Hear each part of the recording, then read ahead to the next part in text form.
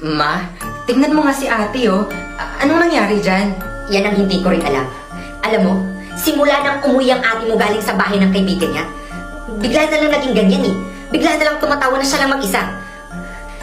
Brian, anak, alam mo ba kung anong klaseng mga tao ang mga kaibigan ng ate mo? Ha?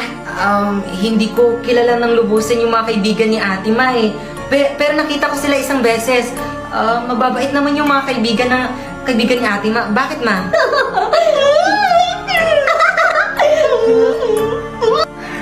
Anak, Brian, kahit sino, kayang magkunwari na mabait, kahit hindi naman. Kaya huwag kang maniwala agad-agad. Ma. Hala, bakit wala dito? Nasaan na ba yun? Dito ko lang naman nilagay yun na. Teka lang, bakit wala dito yung notebook na pinatago ni Mama? Dito ko lang naman talaga yung nilagay eh. Ma? Ginala mo ba yung notebook na pinatago mo sa akin, Ma? Ma?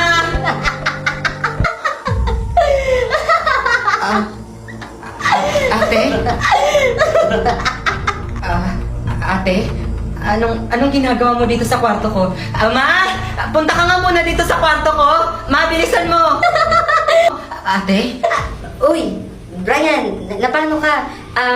Nandito ako sa kwarto mo kasi may sasabihin ako sa'yo. Wait lang, nag-vibrate yung cellphone ko. Nakakatawa talaga tong kachat ko. Kachat? Sino ate? Sino naman? Oo, kachat. Si Alex. Oo. Reply ko lang, wait lang. Oo, ikaw ba? Nakachat ko kasi siya dito sa late match. Nakakatawa kasi tong tao na to eh. Tapos na, ikaw. Late match? Ate, ano yung late match? Ay naku Brian, isang app kung saan pwede kang makahanap ng maraming kausap o kaya naman mga bagong kaibigan. Alam mo, i-try mo din. Ano kasi, nirecommend lang kasi to sa akin ni Bea, yung matangkad kong friend. Late match? Isang app?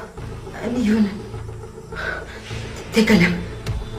Isang matangkad na kaibigan? Uy Brian, okay ka lang? Ha? Ate, baba na ako. Iwan na kita dito sa kwarto ko, ha. Ikaw na mag-lock ng pinto. Sige. Sige.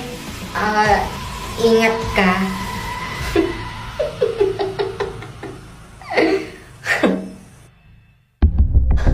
Ma? Oh, Brian, bakit? Anong nangyari sa'yo? Bakit parang nagmamadali ka? Ma, nawawala yung notebook. Ano? Pero paano nangyari yun? Di ba ikaw may hawak nun? Oo, ma, ako nga. Pero kanina kasi, hinanap ko. Kasi parang may nararamdaman akong kakaiba. Kaso ma, hindi ko mahanap sa kwarto ko. Brian! Teka lang. Si ate mo, biglang nagbago. At nawawala ang notebook. Ma, kaya pala daw nagkaganyan si ate. Kasi kanina, bigla din siyang tumawa. Kaya pala nagkaganyan yun si ate kasi dahil dun sa kachat niya sa late match.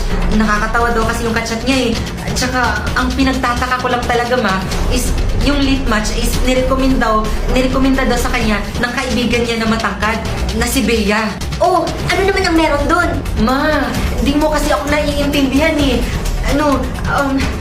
Wala kasing kaibigan si ate na matangkad, ma. At lalong walang kaibigan si ate na may pangalang Bea. Brian, nasaan ang ate mo? Nasa kwarto ko pa ata, ma. Doon ko kasi siya iniwan eh. Ganun ba? Ang ganun pagkakataon na namin to. Brian, umalis muna tayo dito sa bahay. Halika na. Ha? Bakit, ma? Huwag ka ng maraming tanong. Halika na, bilisan mo. Sa kusina tayo dumaan. Mauna ka, dali. Bilisan mo. Sige, ma. Opo. Hindi. Diyos ko, ikaw nang bahala sa amin ni Brian.